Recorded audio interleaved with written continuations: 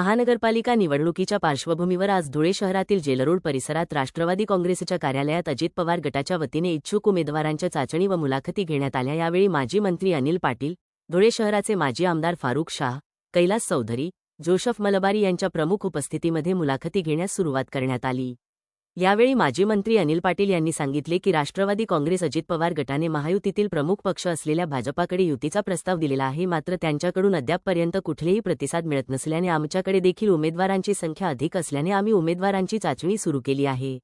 महानगरपालिका निवडणुकीच्या पार्श्वभूमीवर सर्वप्रथम आमचा युतीधर्म पाळण्याचा प्रयत्न असेल, मात्र तसं न झाल्यास मैत्रीपूर्ण लढत लढण्याची वेळ आली तर त्यासाठी देखील राष्ट्रवादी काँग्रेस अजित पवार गट तयार आहे। आम्हाला सन्मानजनक जागा मिळाल्यास आम्ही नक्कीच महायुती म्हणून एकत्र लढण्याचा प्रयत्न करू, अशी प्रतिक्रिया माजी मंत्री अनिल पाटील यांनी यावेळी दिली। धुळे महापालिकेच्या संदर्भात आज मुलाखती आम्ही आज या ठिकाणी सुरू केलेल्या आहेत। त्या मुलाखतीच्या माध्यमातून आज कालपर्यंत आमच्याकडे 240 अर्ज होते दुपारपर्यंत। आता जवळपास 280 उमेदवारी अर्ज आमच्याकडनं घेऊन पण गेलेले आणि भरलेले पण आहेत।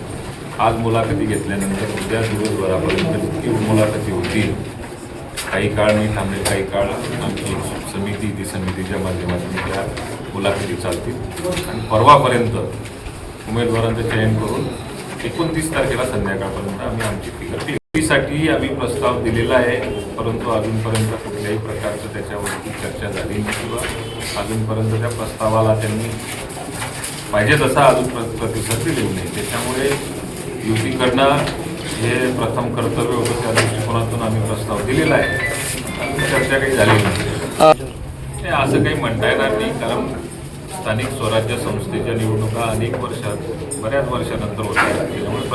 त्यामुळे प्रत्येक पक्षामध्ये उमेदवारी मागण्याचं प्रमाण खूप मोठ्या प्रमाणावर आहे।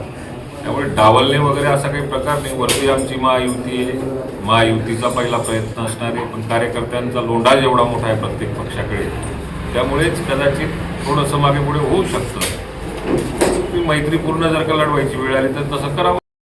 हे जर का बघितलं तर युतीमध्ये लढवणं आमचं प्रथम कर्तव्य आहे, पण अजूनपर्यंत त्याच्यावरती फार काही चर्चा झालेली नाही। या जिल्ह्याचा प्रभारी मी जो नारा दिला तो अंतिम नारा आहे। समजा जर का युतीचा आमचा प्रयत्न आहे, मला प्रदेशावरून समजा जर का निरीक्षक म्हणून इथं पाठवलं असेल, जबाबदारी जर का दिली असेल, तर युतीची चर्चा माझ्याच माध्यमातून झाली पाहिजे। मी तो करण्याचा प्रयत्न करतोय।